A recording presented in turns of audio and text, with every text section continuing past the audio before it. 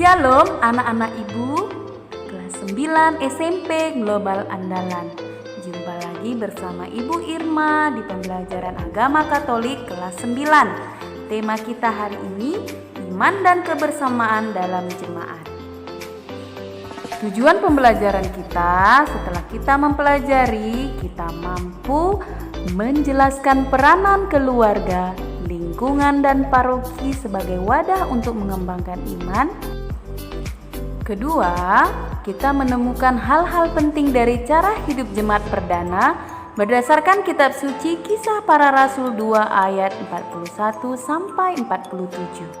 Dan yang ketiga, kita mampu menuliskan kegiatan-kegiatan untuk mengembangkan iman di dalam keluarga, lingkungan dan paroki. Anak-anakku sekalian, sekarang marilah kita berdoa untuk memulai pembelajaran hari ini. Dalam nama Bapa dan Putra dan Roh Kudus, amin. Ya Allah, ya Tuhan kami, pandanglah kami semua yang menengadahkan hati untuk mengangkat pujian dan syukur atas kemurahan-Mu dalam hidup kami. Hadirlah ya Tuhan dalam hati kami, agar dapat menimba pengetahuan iman pada hari ini. Demi Kristus Tuhan dan Juru Selamat kami. Amin. Dalam nama Bapa dan Putra dan Roh Kudus. Amin.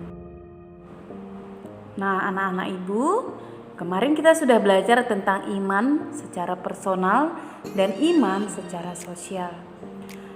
Iman personal merupakan hubungan pribadi kita dengan Allah. Iman personal lebih mengutamakan untuk diri sendiri sehingga kita menjadi mudah egois. Sedangkan iman secara sosial diungkapkan dan diwujudkan dalam kebersamaan dengan jemaat. Iman sosial bisa membuat iman kita terus berkembang karena kita saling berinteraksi dengan sesama.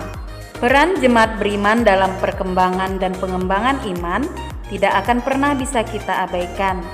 Kita perlu membangun kesadaran bahwa untuk mengembangkan iman kita membutuhkan sesama. Jadi jelas, iman kita tidak akan bisa berkembang tanpa kehadiran orang lain yang beriman. Entah karena hadir sebagai pribadi atau sebagai komunitas atau kelompok. Nah, di sini ada beberapa contoh peran umat baik dalam keluarga, lingkungan maupun stasi di dalam paroki yang dapat membantu kita dalam mengembangkan iman. Yang pertama, kita akan melihat peran keluarga di dalam mengembangkan iman kita. Kita tahu bahwa keluarga merupakan jemaat terkecil atau bisa juga disebut dengan gereja mini. Karena arti gereja adalah kumpulan orang-orang yang percaya kepada Kristus. Di dalam keluarga terdiri dari 2 orang atau lebih. Nah, jadi sudah bisa disebut dengan gereja mini. Kemudian di dalam keluarga merupakan tempat pertama kali kita belajar beriman. Kita mengenal Tuhan kita dan kita diajari untuk berdoa dan melakukan kebaikan. Yang kedua adalah lingkungan. Lingkungan itu kumpulan keluarga-keluarga beriman tadi, gereja-gereja mini dalam lingkungan disebut dengan ring atau lingkungan. Dan di dalam lingkungan biasanya ada kegiatan berdoa dan mendengarkan kitab suci bersama. Yang ketiga, di lingkungan biasanya orang-orang melakukan pelayanan untuk anggota dan juga masyarakat yang ada di sekitar. Kemudian ada stasi, paroki, dan keuskupan. Stasi adalah kumpulan dari lingkungan-lingkungan yang jauh dari pusat paroki. Itu membentuk sebuah stasi. Contohnya ibu berada di stasi Bukit Agung di bawah naungan paroki Hati Kudus Yesus. Jadi ada beberapa stasi yang di bawah naungan paroki. Nah, paroki menghimpun beberapa stasi itu digembalakan oleh uskup di wilayah keuskupannya. Seperti kita adalah Keuskupan Padang. Dan keuskupan menaungi beberapa paroki wilayah keuskupan. Jadi ini semua terkait dibedakan hanya dengan wilayahnya saja. stasi itu kumpulan lingkungan, paroki kumpulan stasi, dan kuskupan lingkungan dari beberapa paroki. Lalu apa saja kegiatan-kegiatan yang bisa kita lihat dalam kebersamaan jemaat di gereja? Yang pertama, berdoa bersama, latihan misdinar oleh kaum muda, latihan mazmur, latihan kor, dan masih banyak lagi kegiatan-kegiatan yang bisa membantu kita dalam mengembangkan iman. Dalam Kisah Para Rasul 2 ayat 41-47 diceritakan tentang cara hidup jemaat perdana. Mereka selalu bertekun dalam pengajaran para rasul. Mereka berkumpul memecahkan roti dan berdoa. Mereka percaya dan tetap bersatu. Mereka membagikan setengah hartanya kepada orang yang membutuhkan. Nah, kita bisa lihat di sini bagaimana para rasul dalam hidup kebersamaannya selalu mengutamakan kebersamaan.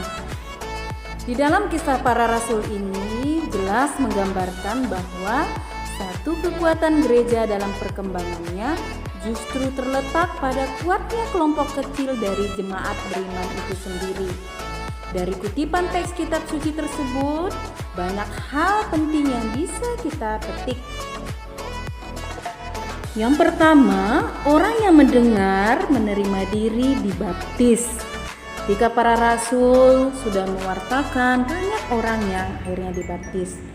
Dan iman mereka semakin berkembang. Tampak dari buah-buah iman, mereka semakin disukai, bersatu, gembira, saling memperhatikan satu dengan lain, dan hal itu membuat orang lain simpati dan ingin menggabungkan diri menjadi bagian dari persekutuan mereka. Jadi jelas mereka telah menjadi saksi Kristus.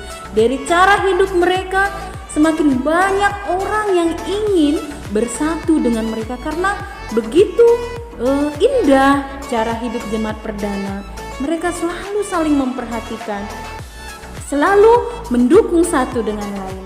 Nah, itu jugalah yang harus kita lakukan sebagai gereja zaman sekarang.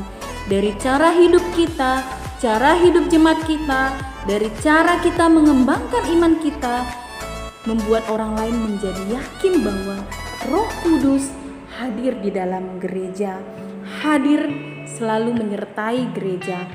Pengalaman hidup beriman yang dikembangkan dalam gereja perdana seharusnya mendorong kita sebagai remaja Katolik untuk terlibat secara aktif dalam upaya mengembangkan iman dalam keluarga.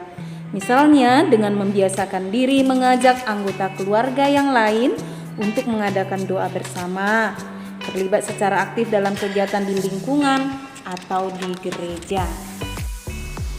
Sebagai refleksi kita pada hari ini, pengembangan iman tidak bisa dilepaskan dari peran serta jemaat setempat. Maka, aku harus terlibat dalam kegiatan di lingkungan tempat tinggalku. Apakah aku ikut aktif dalam kegiatan doa di lingkungan? Apakah aku terlibat dalam kegiatan remaja Katolik? Apakah aku sudah ikut dalam kelompok kor, misdinar atau lektor? Mari anak-anak ibu, kita hening sejenak, kita renungkan di dalam hati kita. Dan marilah tuliskan dalam buku catatanmu tentang pengalaman atau rencanamu dalam mengembangkan imanmu bersama dengan jemaat lainnya, terutama dalam masa pandemi ini. Demikianlah pembelajaran kita pada hari ini. Semoga bermanfaat bagi perkembangan iman kita dan kita bisa lanjut pembelajaran minggu depan. Terima kasih dan Ibu ucapkan sampai jumpa. Tuhan memberkati.